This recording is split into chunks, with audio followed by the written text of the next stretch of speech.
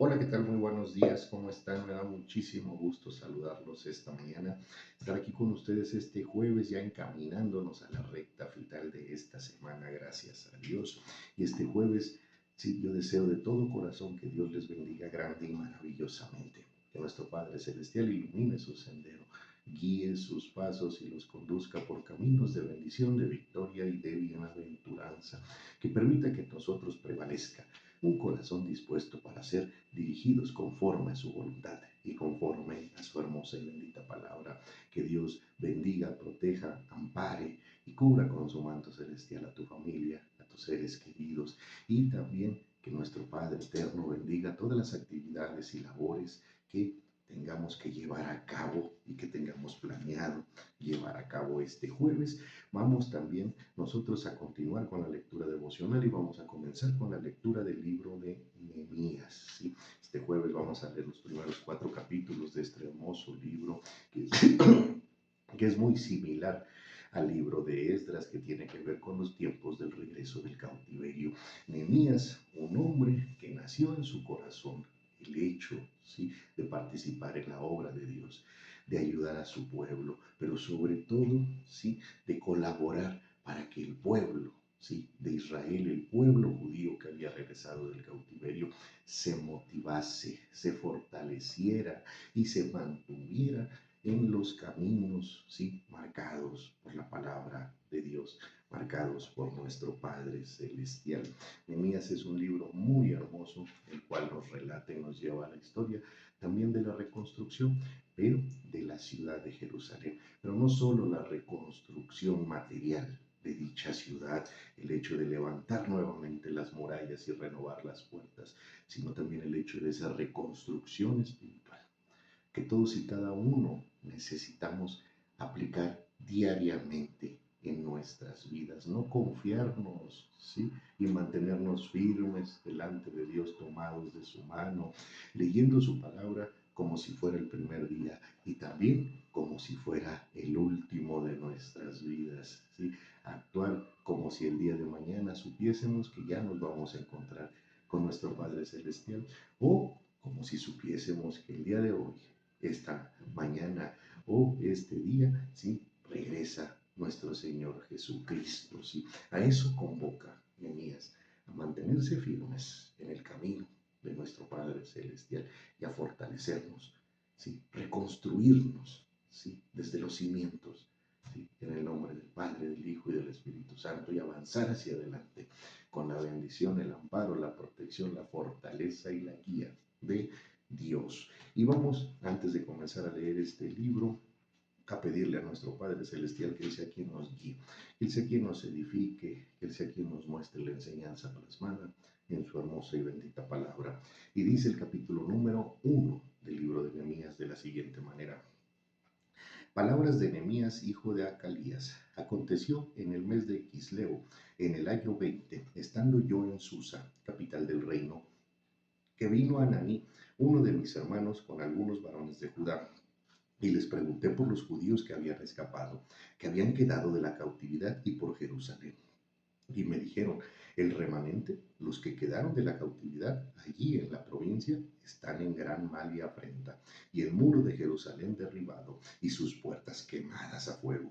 Cuando oí estas palabras, me senté y lloré, e hice duelo por algunos días, y ayuné y oré delante del Dios de los cielos. Y dije: te ruego, oh Jehová, Dios de los cielos, fuerte, grande y temible, que guarda el pacto y la misericordia a los que le aman y guardan sus mandamientos, esté ahora atento tu oído y abierto tus ojos para oír la oración de tu siervo, que haga ahora delante de ti día y noche por los hijos de Israel, tus siervos. Y confieso los pecados de los hijos de Israel que hemos cometido contra ti. Sí, yo y la casa de mi padre hemos pecado, en extremo nos hemos corrompido contra ti y nos hemos guardado de los mandamientos, estatutos y preceptos que diste a Moisés tu siervo. Acuérdate ahora de la palabra que diste a Moisés tu siervo, diciendo: si vosotros pecaréis yo os dispersaré por los pueblos. Pero si os volviereis a mí y guardareis mis mandamientos y los pusiereis por obra, aunque vuestra dispersión fuere hasta el extremo de los cielos, de allí os recogeré y os traeré al lugar que os escogí para hacer habitar allí mi nombre. Ellos pues son tus siervos y tu pueblo, los cuales redimiste con tu gran poder y con tu mano poderosa. Te ruego, oh Jehová, esté ahora atento tu oído a la oración de tu siervo y a la oración de tus siervos, quienes desean reverenciar tu nombre. Concede ahora buen éxito a tu siervo y dale gracia delante de aquel varón, porque yo servía de copero al rey. Capítulo número 2. Sucedió en el mes de Nisan, en el año 20 del rey Artajerjes, que estando ya el vino delante de él, tomé el vino y lo serví al rey. Y como yo no había estado antes triste en su presencia, me dijo el rey, ¿por qué estás triste tu rostro? Pues no estás enfermo, no es esto sino quebranto de corazón. Entonces temí en gran manera y dije al rey, para siempre viva el rey, ¿cómo no estará triste mi rostro cuando la ciudad, casa de los sepulcros de mis padres, está desierta y sus puertas consumidas por el fuego? Me dijo el rey, ¿qué cosa pides? Entonces oré al Dios de los cielos y dije al rey, si le place al rey y tu siervo ha hallado gracia delante de ti, envíame a Judá, a la ciudad de los sepulcros de mis padres, y la reedificaré. Entonces el rey me dijo, y la reina estaba sentada junto a él, ¿cuánto durará el viaje? ¿Y cuándo volverás? Y agradó al rey enviarme después que yo le señalé el tiempo. Además dije al rey, si le place al rey, que se me den cartas para los gobernadores al otro lado del río, para que me franquen el paso hasta que llegue a Judá, y carta para Asaf, guarda del bosque del rey, para que me dé madera para enmaderar las puertas del palacio de la casa y para el muro de la ciudad, y la casa en que yo estaré. Y me lo concedió el rey, según la benéfica mano de mi Dios sobre mí. Vino luego a los gobernadores del otro lado del río, y les di las cartas del rey. Y el rey envió conmigo capitanes del ejército y gente de a caballo, pero oyéndolos Sanballat, Horonita y Tobías, el siervo amonita, les disgustó en extremo que viniese alguno para procurar el bien de los hijos de Israel. Llegué pues a Jerusalén, y después de estar allí 3 días me levanté de noche, yo y unos pocos varones conmigo, y no declaré a hombre alguno lo que Dios había puesto en mi corazón que hiciese en Jerusalén, ni había cabalgadura conmigo, excepto la única que yo cabalgaba. Y salí de noche por la puerta del valle hacia la puente del dragón y a la puerta del muladar, y observé los muros de Jerusalén que estaban derribados, y sus puertas que estaban consumidas por el fuego. Pasé luego a la puerta de la fuente y al estanque del rey, pero no había lugar por donde pasase la cabalgadura en que iba. Y subí de noche por el torrente y observé el muro, y di la vuelta y entré por la puerta del valle y me volví. Y no sabían los oficiales a dónde yo había ido ni qué había hecho, ni hasta entonces lo había declarado yo a los judíos y sacerdotes, ni a los nobles y oficiales, ni a los demás que hacían la obra. Les dije pues, vosotros veis el mal es que estamos, que Jerusalén está desierta y sus puertas consumidas por el fuego. Venid y edifiquemos el muro de Jerusalén y no estemos más en oprobio.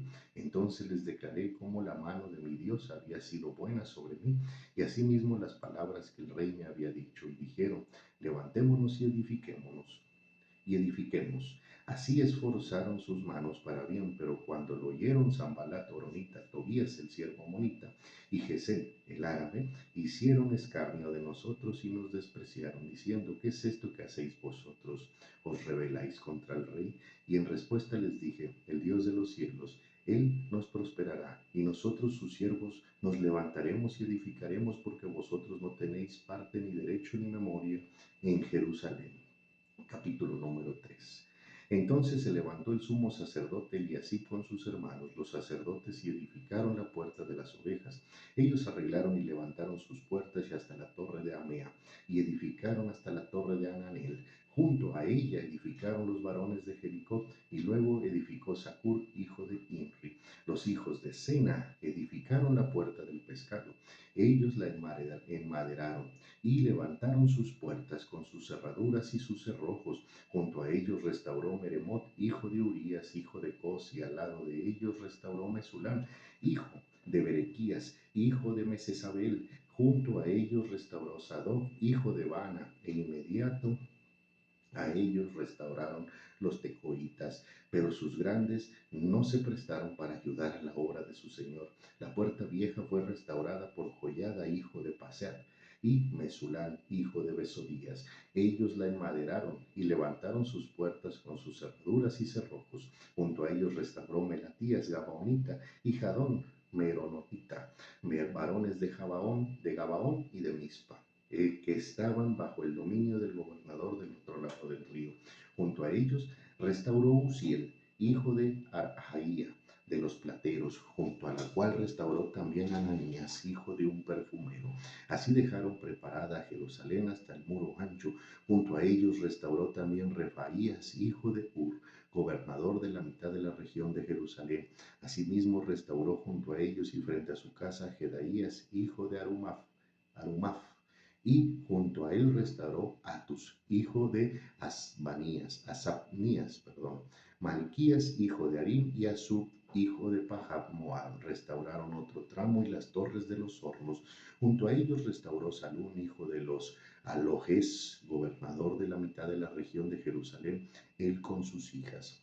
La puerta del valle se restauró Anún con los moradores de Sanoa. Ellos la reedificaron y levantaron sus puertas con sus cerraduras y sus cerrojos y 1000 codos del muro hasta la puerta del muladar. Reedificó la puerta del muladar Malquías, hijo de Recab, gobernador de la provincia de Bet Jaquerem, y la reedificó. Y él levantó sus puertas y sus cerraduras y sus cerrojos. Salún, hijo de Colsjose, gobernador de la región de Mizpa, restauró la puerta de la fuente. Él la reedificó y la enmaderó, y levantó sus puertas, sus cerraduras y sus cerrojos, y el muro del estanque de Siloé, hacia el huerto del rey, y hasta las gradas que descienden de la ciudad de David. Después de él restauró Nehemías, hijo de Azbuk, gobernador de la mitad de la región de Bet-Sur, hasta delante de los sepulcros de David, hasta el estanque labrado y hasta la casa de los valientes. Tras él restauraron los levitas Rehum, hijo de Bani, y junto a él restauró a Sabías, gobernador de la mitad de la región de Keila, por su región. Después de él restauraron sus hermanos Babai, hijo de Genadat, gobernador de la mitad de la región de Keila. Junto a él restauró Eser de Jesúa, gobernador de Mizpa, otro tramo al frente de la subida de la armería de la esquina. Después de él, Baruch, hijo de Sabai, con todo el fervor, restauró otro tramo desde la esquina hasta la puerta de la casa de Eliasib, sumo sacerdote. Tras él restauró Meremot, hijo de Urías, hijo de Cos, otro tramo desde la entrada de la casa de Eliasib hasta el extremo de la casa de Eliasib. Después de él restauraron los sacerdotes, los varones de la llanura. Después de ellos restauraron Benjamín y Asub frente a su casa. Y después de estos restauró a Asaías, hijo de Masías, hijo de Ananías, cerca de su casa. Después de él restauró Binui, hijo de Henedad, otro tramo, desde la casa de Azarías hasta el ángulo entrante del muro y hasta la esquina. Palac, hijo de Usaí, enfrente de la esquina, y la torre alta que sale de la casa del rey, que está en el patio de la cárcel. Después de él, Pedaías, hijo de Faros, y los sirvientes del templo que habitaban en Ofel restauraron hasta el frente de la puerta de las aguas al oriente y la torre de la sobresalida. Después de ellos restauraron los tecoitas otro tramo enfrente de la gran torre que sobresale hasta el muro de Ofel. Desde la puerta de los caballos restauraron los sacerdotes cada uno enfrente de su casa. Después de ellos restauró Sadoc, hijo de Imer, enfrente de su casa, y después de él restauró Semaías, hijo de Secanías, guarda de la puerta oriental. Tras él, Ananías, hijo de Selemías, y Anún, hijo de Sexto de Salaf, restauraron otro tramo. Después de ellos restauró Mesulam, hijo de Berequías, enfrente de su cámara. Después de él restauró Malquías, hijo de Platero, hasta la casa de los sirvientes del templo y de los comerciantes, enfrente de la puerta del juicio, hasta la sala de la esquina. Y entre la sala de la esquina y la puerta de las ovejas restauraron los plateros y los comerciantes. Capítulo número 4. Cuando oyó Sanballat que nosotros edificábamos el muro, se enojó y se enfureció en gran manera e hizo escarnio de los judíos. Y habló delante de sus hermanos y del ejército de Samaria y dijo: ¿Qué hacen estos débiles judíos? ¿Se les permitirá volver a ofrecer sus sacrificios? Acabarán en un día, resucitarán de los montones del polvo las piedras que fueron quemadas. Y estaban junto a él Tobías amonita, el cual dijo: Lo que ellos edifican del muro de piedra, si subiere una zorra lo derribaría. Oye, oh Dios nuestro, que somos objeto de su desprecio, y vuelve el baldón de ellos sobre su cabeza, y entrégalos por despojo en la tierra de su cautiverio. No cubra su iniquidad, ni su pecado sea borrado delante de ti, porque se airaron contra los que edificaban. Edificamos pues el muro, y toda la muralla fue terminada hasta la mitad de su altura, porque el pueblo tuvo ánimo para trabajar. Pero aconteció que oyendo Sanballat y Tobías y los árabes, los amonitas y los de Asdod, que los muros de Jerusalén eran reparados, porque ya los portillos comenzaban a ser cerrados, se encolerizaron mucho y conspiraron todos a una para venir a atacar a Jerusalén y hacerle daño. Entonces oramos a nuestro Dios y por causa de ello pusimos guarda contra ellos de día y de noche. Y dijo Judá: las fuerzas de los acarreadores se han debilitado y el escombro es mucho, no podemos edificar el muro. Nuestros enemigos dijeron: no sepan ni vean hasta que entremos en medio de ellos y los matemos y hagamos cesar la obra. Pero sucedió que cuando venían los judíos que habitaban entre ellos, nos decían hasta 10 veces: de todos los lugares de donde volviereis, ellos caerán sobre vosotros. Entonces por las partes bajas del lugar, detrás del muro, y en los sitios abiertos puse al pueblo por familias, con sus espadas, con sus lanzas y con sus arcos. Después miré y me levanté y dije a los nobles y a los oficiales y al resto del pueblo: no temáis delante de ellos, acordaos del Señor grande y temible, y pelead por vuestros hermanos, por vuestros hijos y por vuestras hijas, por vuestras mujeres y por vuestras casas. Y cuando oyeron nuestros enemigos que lo habíamos entendido y que Dios había desbaratado el consejo de ellos, nos volvimos todos al muro, cada uno a su tarea. Desde aquel día, la mitad de mis siervos trabajaban la obra y la otra mitad tenía lanzas, escudos, arcos y corazas, y detrás de ellos estaban los jefes de todas las casas de Judá, los que edificaban en el muro, los que acarreaban y los que cargaban. Con una mano trabajaban en la obra y en la otra tenían la espada, porque los que edificaban cada uno tenía su espada ceñida a sus lomos y así se edificaban. Y el que tocaba la trompeta estaba junto a mí. Y dije a los nobles y a los oficiales y al resto del pueblo: la obra es grande y extensa, y nosotros estamos apartados en el muro, lejos unos de otros. En el lugar donde oyereis el sonido de la trompeta, reuníos allí con nosotros. Nuestro Dios peleará por nosotros. Nosotros pues trabajábamos en la obra, y la mitad de ellos tenían lanzas desde la subida del alba hasta que salían las estrellas. También dije entonces al pueblo: cada uno con su criado permanezca dentro de Jerusalén, y de noche sirvan de centinela y de día en la obra. Y ni yo, ni mis hermanos, ni mis jóvenes, ni la gente de la guardia que me seguía, nos quitamos nuestro vestido. Cada uno se desnudaba solamente para bañarse. Estos son los primeros 4 capítulos del libro de Nehemías, ¿sí? Y nos relata cómo Nehemías no habitaba en Jerusalén, él era copero, ¿sí?, del rey, ¿no? En este caso, del rey Artajerjes, ¿verdad? Nehemías servía en el palacio, ¿no?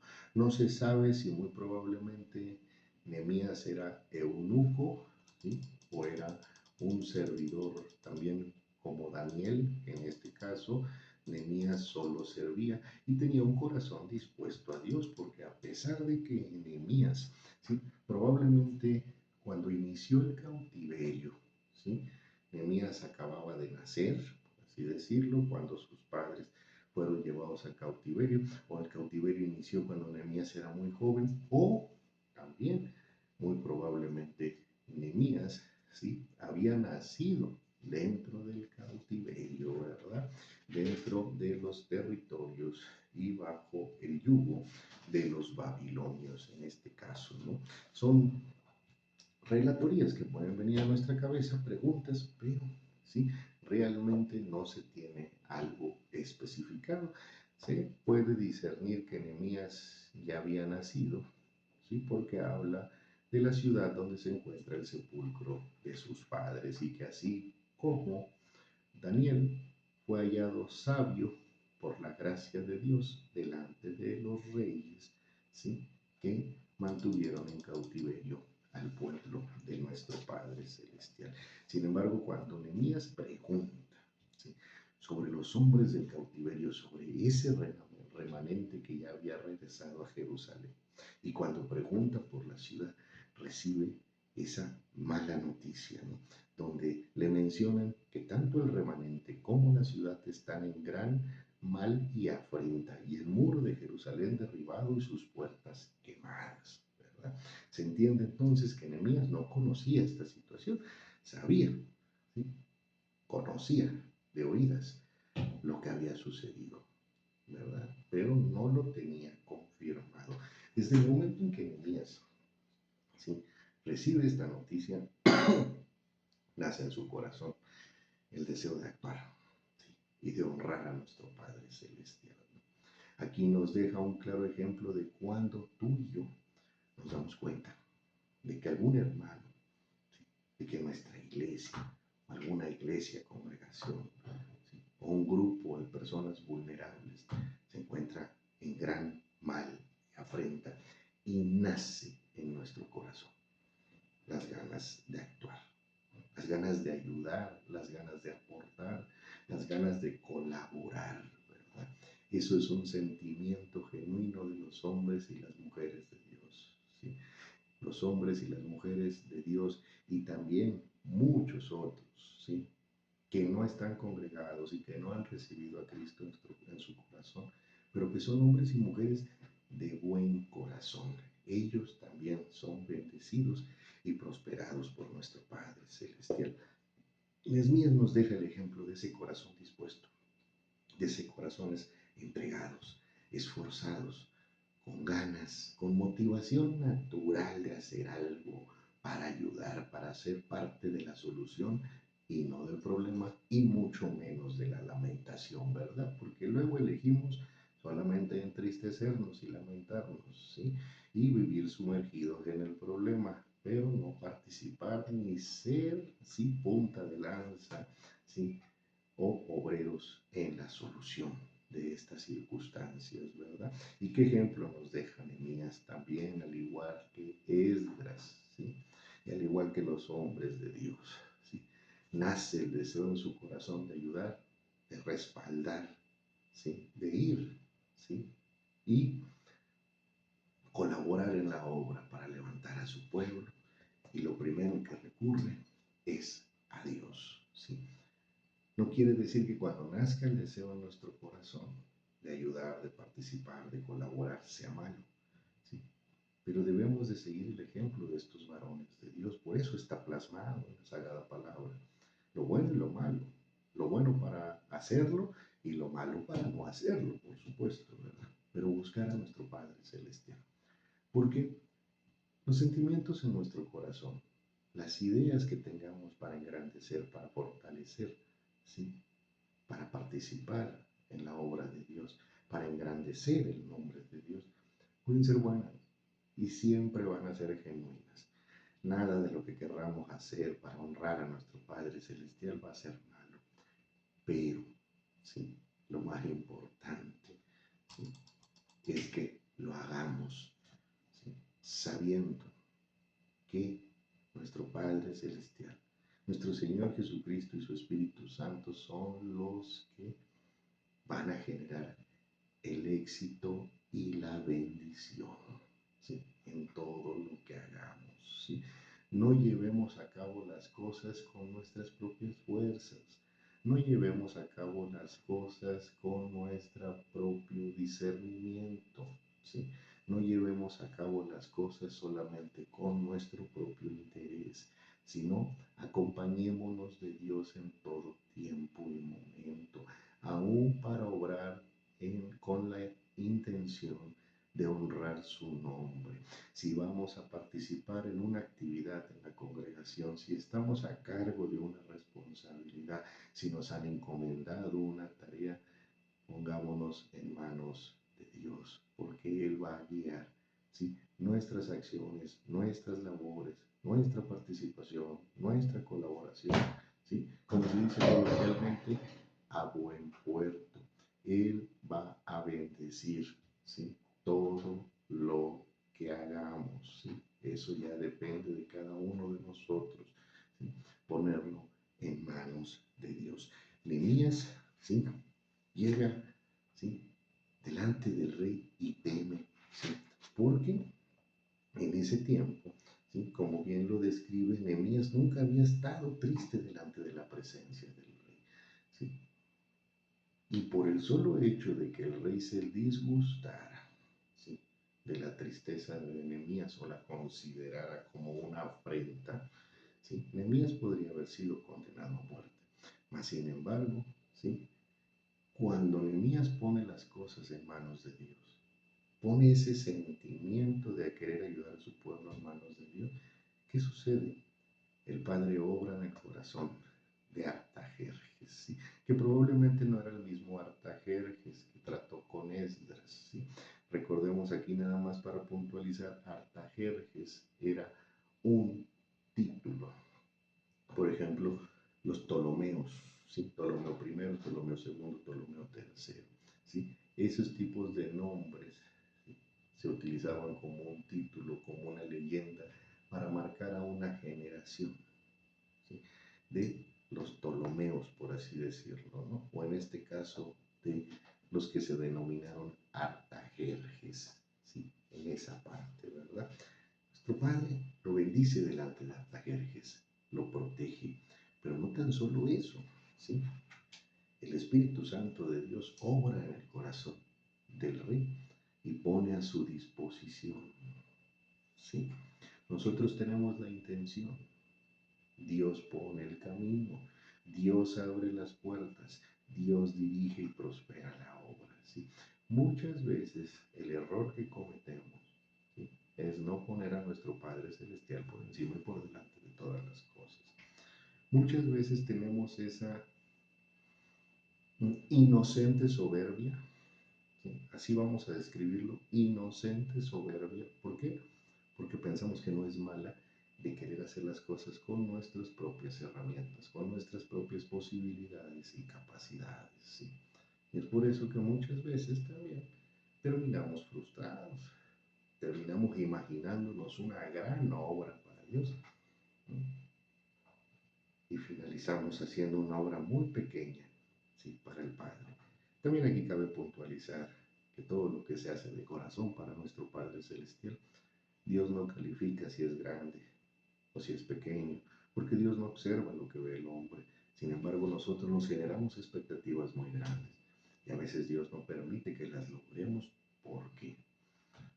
¿Por qué Dios no permite, ¿sí?, que logremos esas grandes expectativas, esos grandes sueños como iglesia, como congregación, como hombres y mujeres de Dios? Muchas veces no lo hace porque no lo pusimos en sus manos, ¿sí? Porque nosotros todo lo que hagamos, ¿sí?, es porque el Padre lo permite. Y todo lo que nos salga bien y excelente es porque el Padre lo bendice, ¿sí? Siempre tenemos que estar sujetos y tomados de la mano de nuestro Padre Celestial. La misma palabra nos lo deja en claro, que nosotros debemos de ser sometidos a Dios y dependientes de Dios para que realmente a Él sea toda la honra y la gloria, para que las grandes cosas que hagamos en su nombre, como la obra que llevó a cabo Nehemías, como esa motivación que inyectó en el pueblo de Judá, en la ciudad de Jerusalén, para la reconstrucción de la muralla, no estamos hablando de una bardita perimetral, ¿sí?, pequeñita. Estamos hablando de la gran muralla de la ciudad de Jerusalén, una obra inmensa, en la cual Nehemías sabía que Dios había motivado los corazones del pueblo, ¿sí?, para sumarse a la obra. Dios inyecta la seguridad, Dios inyecta la confianza, Dios inyecta las herramientas, Dios inyecta, pone los medios, ¿sí?